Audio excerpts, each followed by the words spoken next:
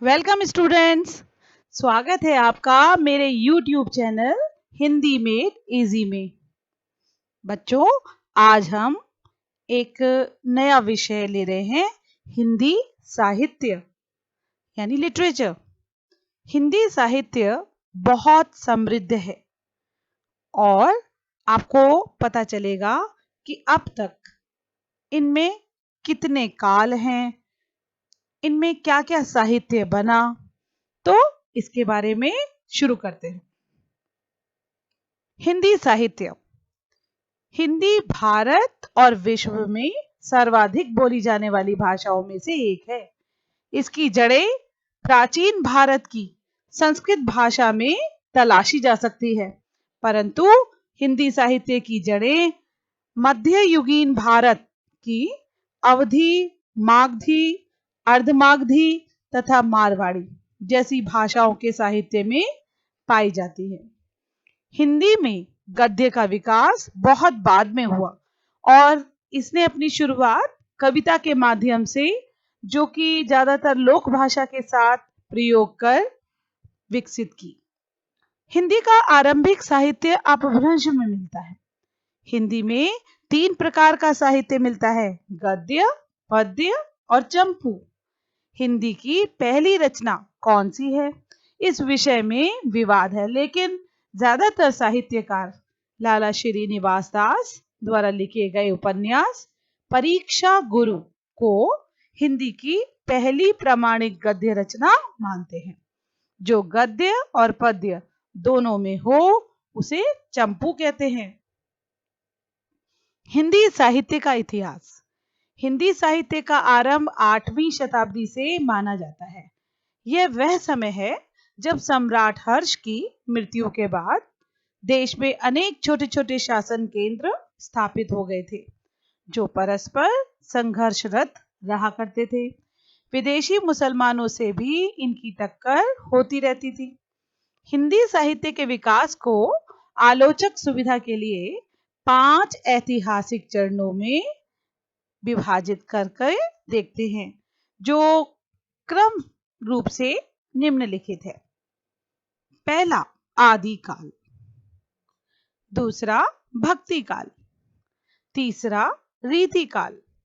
चौथा, आधुनिक काल और अंतिम, नव्योत्तर काल। आदि काल, जो 1050 विक्रमी संवत से लेकर 1375 विक्रमी संवत तक माना जाता है। हिंदी साहित्य आदि काल को आलोचक 1400 ईस्वी से पूर्व का काल मानते हैं, जब हिंदी का उद्भव हो ही रहा था। हिंदी की विकास यात्रा दिल्ली, कन्नौज और अजमेर क्षेत्रों में हुई मानी जाती है। पृथ्वीराज चौहान का उस समय दिल्ली में शासन था और चंद्रवरदाई नामक उसका एक दरबारी कवि हुआ करता था।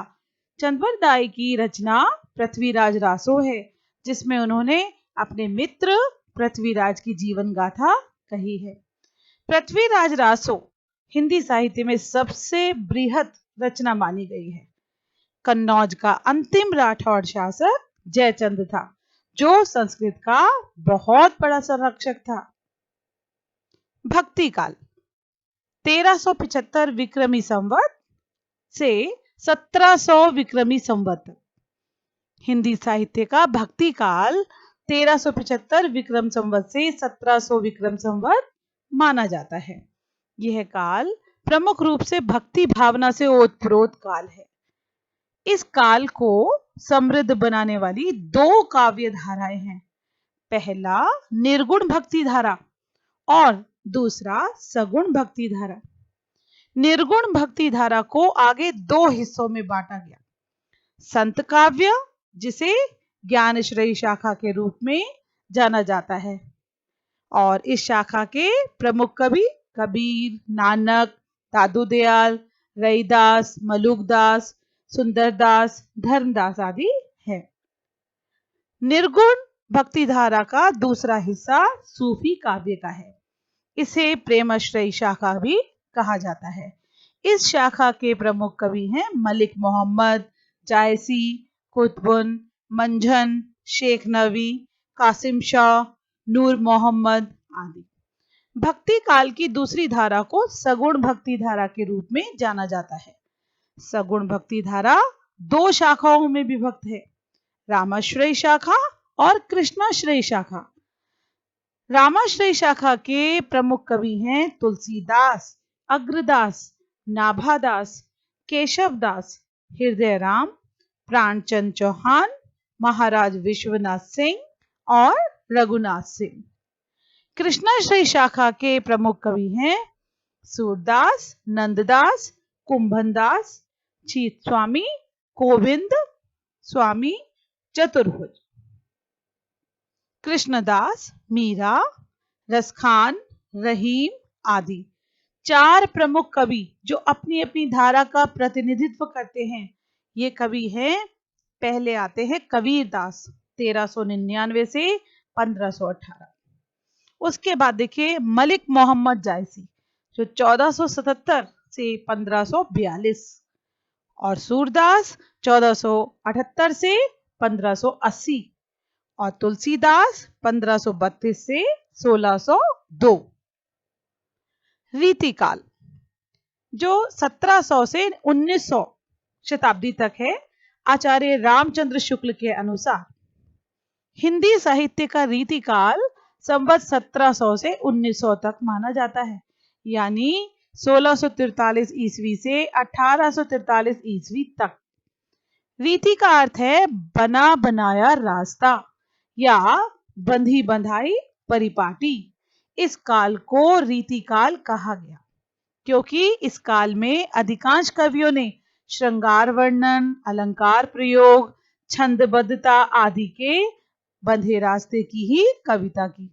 हालांकि घानानंद, बोधा, ठाकुर, गोविंद सिंह जैसे रीति मुक्त कवियों ने अपनी रचना के विषय मुक्त रखे।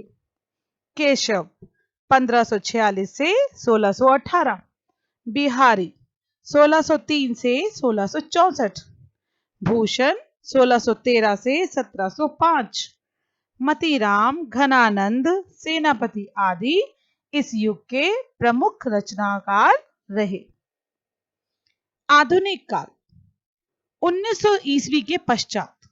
अब देखिए आधुनिक काल हिंदी साहित्य पिछली 2 सदियों में विकास के अनेक पड़ावों से गुजरा है, जिसमें गद्य तथा पद्य में अलग अलग विचारधाराओं का विकास हुआ है। जहां काव्य में इसे छायावादी युग, प्रगतिवादी युग, प्रयोगवादी युग और यथार्थवादी युग इन 4 नामों से जाना गया, वही गद्य में इसको भारतेंदु युग, द्विवेदी युग, रामचंद्र शुक्ल व प्रेमचंद युग तथा अद्यतन युग का नाम दिया गया। अद्यतन युग के गद्य साहित्य में अनेक ऐसी साहित्यिक विधाओं का विकास हुआ जो पहले या तो थी ही नहीं या फिर इतनी विकसित नहीं थी कि उनको साहित्य की एक अलग विधा का नाम दिया जा सके, जैसे डायरी, यात्रा विवरण, आत्मकथा, रूपक, रेडियो, नाटक, पटकथा लेखन, फिल्म आलेख। अब देखिए नवयोत्तर काल 1980 ईस्वी के पश्चात। नवयोत्तर काल की कई धाराएं हैं। एक, पश्चिम की नकल को छोड़ एक अपनी वाणी पाना। 2, अतिशय अलंकार से परे सरलता पाना। 3, जीवन और समाज के प्रश्नों पर असंदिग्ध विमर्श। कंप्यूटर के आम प्रयोग में आने के साथ साथ हिंदी में कंप्यूटर से जुड़ी नई विधाओं का भी समावेश हुआ है, जैसे चिट्ठी लेखन और जालघर की रचनाएं। हिंदी में अनेक स्तरीय हिंदी चिट्ठे, जालघर व जाल पत्रिकाएं हैं। यह कंप्यूटर साहित्य केवल भारत में ही नहीं अपितु विश्व के हर कोने से लिखा जा रहा है। इसके साथ ही अद्यतन युग में प्रवासी हिंदी साहित्य के एक नए युग का आरंभ भी माना जा सकता है। हिंदी की विभिन्न बोलियों का साहित्य। हिंदी के विकास क्रम में अपभ्रंश से हिंदी की ओर आते हुए भारत के अलग अलग स्थानों पर अलग अलग भाषा शैलियां जन्मी। हिंदी इनमें से सबसे अधिक विकसित थी, अतः उसको भाषा की मान्यता मिली। अन्य भाषा शैलियां बोलियां कहलाईं। इनमें से कुछ में हिंदी के महान कवियों ने रचना की, जैसे तुलसीदास ने रामचरितमानस को अवधी में लिखा और सूरदास ने अपनी रचनाओं के लिए ब्रिज भाषा को चुना। विद्यापति ने मैथिली में और मीराबाई ने राजस्थानी को अपनाया। हिंदी की विभिन्न बोलियों का साहित्य आज भी लोकप्रिय है और आज भी अनेक कवि और लेखक अपना लेखन अपनी क्षेत्रीय भाषाओं में करते हैं। हिंदी के प्रमुख ग्रंथ, पहला आता है इतिहास ग्रंथ। इनमें पहला आता है गारसादा तासी, इत्सवार दाला लिटरेचर एंदुई हिंदुस्तानी। नंबर 2 मौलवी करीमुद्दीन, तबका तशुआह में तज़किरानई जुहा ई हिंदी। तीसरा है शिव सिंह सेंगर, शिव सिंह सरोज।